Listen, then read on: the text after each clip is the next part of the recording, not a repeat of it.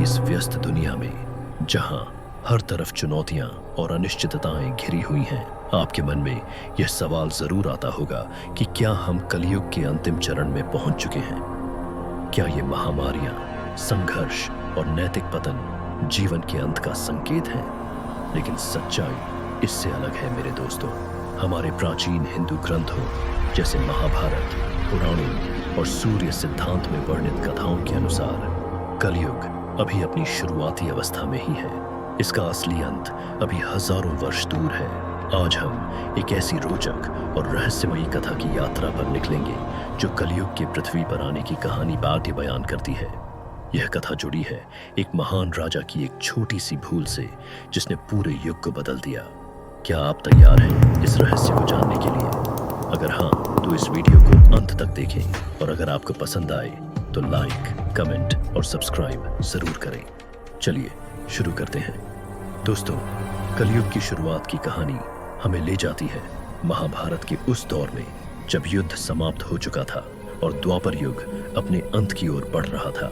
भगवान श्री कृष्ण ने अपनी लीला समाप्त कर वैकुंठ लौटने का फैसला किया। पांडवों का भी मन संसार से ऊब चुका था। उन्होंने सब कुछ त्याग कर मोक्ष की राह चुनी। धर्मराज युधिष्ठिर ने अपना विशाल साम्राज्य अपने पौत्र अभिमन्यु के बेटे परीक्षित को सौंप दिया। परीक्षित को पूर्ण राजा बनाकर पांडव और द्रौपदी हिमालय की ओर प्रस्थान कर गए। अब पृथ्वी पर राजा परीक्षित का शासन था। वे एक न्यायप्रिय और बहादुर राजा थे, लेकिन महान गुरुओं और योद्धाओं की अनुपस्थिति में राज्य चलाना आसान नहीं था। एक दिन सरस्वती नदी के किनारे एक विचित्र दृश्य घटित हुआ। यहाँ धर्म देवता एक बैल के रूप में खड़े थे जो केवल एक पैर पर टिके हुए थे, क्योंकि द्वापर युग के अंत में धर्म के 3 पैर पहले ही कमजोर हो चुके थे। उनके पास पृथ्वी देवी गाय के रूप में बैठी थीं और उनकी आंखों से आंसू बह रहे थे। धर्म ने पूछा, हे देवी, तुम इतनी उदास क्यों हो? क्या तुम्हें डर है कि अब मेरा केवल एक पैर बचा है और दुष्ट शक्तियां तुम्हें सताएंगी? पृथ्वी देवी ने उत्तर दिया, हे धर्म, तुम सब जानते हो, श्री कृष्ण के चले जाने से सत्य, दया, ज्ञान, धैर्य और सभी सद्गुण मेरे साथ छूट गए। अब मेरा सौभाग्य समाप्त हो चुका है। ठीक उसी वक्त एक काला और भयानक रूप धारण किए कलयुग वहां पहुंचा। उसने बैल और गाय पर हमला करना शुरू कर दिया, उन्हें लात मारकर पीड़ा पहुंचाने लगा। तभी राजा परीक्षित उसी रास्ते से गुजर रहे थे। उन्होंने यह दृश्य देखा तो उनका खून खौल उठा। वे चिल्लाए, हे दुष्ट, तू कौन है जो इन निर्दोष प्राणियों पर अत्याचार कर रहा है? तेरे जैसे पापी का अंत आज ही होगा। राजा ने अपनी तलवार निकाली और कलयुग की ओर बढ़े। कलयुग डर गया। उसने अपना योद्धा वेश उतार दिया और राजा के पैरों में गिर पड़ा, क्षमा याचना करने लगा। राजा परीक्षित दयालु थे। उन्होंने सोचा, जो मेरे सामने झुक रहा है उसे मारना धर्म नहीं। लेकिन उन्होंने सख्ती से कहा, हे कलयुग, तू अधर्म, झूठ, चोरी और सभी बुराइयों का जड़ है। मैं तुझे जीवन दान दे रहा हूं, लेकिन मेरे राज्य से दूर जा और कभी लौटकर मत आना। कलयुग ने चालाकी से जवाब दिया, हे राजन, पूरी पृथ्वी मेरा राज्य है। मुझे रहने के लिए कुछ जगह दो, वरना मैं कहां जाऊं? राजा ने सोचा और उसे 4 जगह दी, जुआ, मदिरा, व्यभिचार और हिंसा के स्थानों में। लेकिन कलयुग संतुष्ट नहीं हुआ। उसने कहा, यह पर्याप्त नहीं, मुझे एक और जगह दो। राजा ने बिना ज्यादा सोचे 5वीं जगह दी, सोने में।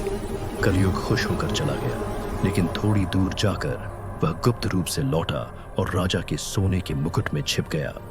इस तरह कलयुग पृथ्वी पर स्थायी रूप से बस गया। दोस्तों, क्या आप कल्पना कर सकते हैं कि एक छोटी सी भूल कैसे पूरे युग को प्रभावित कर सकती है? पुराणों में वर्णित है कि कलयुग में शासक अत्याचारी होंगे, करों से जनता को लूटेंगे, धर्म का पतन होगा, लोग लोभ और कपट में डूब जाएंगे, हत्याएं आम होंगी, नशा बढ़ेगा और गुरुओं का सम्मान खत्म हो जाएगा। ब्राह्मण ज्ञानहीन, क्षत्रिय कमजोर और वैश्य बेईमान बन जाएंगे। लेकिन दोस्तों, यह तो सिर्फ शुरुआत है। हमारे शास्त्रों में युगों का चक्र वर्णित है।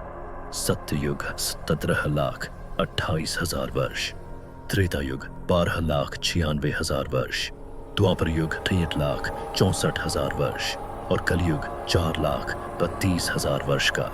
कलयुग का मतलब है कलह और अंधकार का युग, जहां बुराइयां हावी होंगी। भगवत गीता में भी संकेत हैं।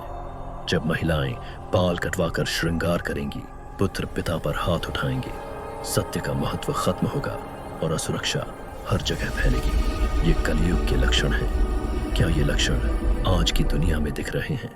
क्या कलयुग का अंत कैसे होगा और क्या भगवान कल्कि का अवतार सचमुच में तांडव में आएगा? ये सब जानने के लिए अगले भाग का इंतजार करें। अगर आप उत्सुक हैं तो अभी सब्सक्राइब करें, बेल आइकन दबाएं और कमेंट में बताएं कि आपको यह कथा कैसी लगी। मिलते हैं अगले वीडियो में। नमस्कार।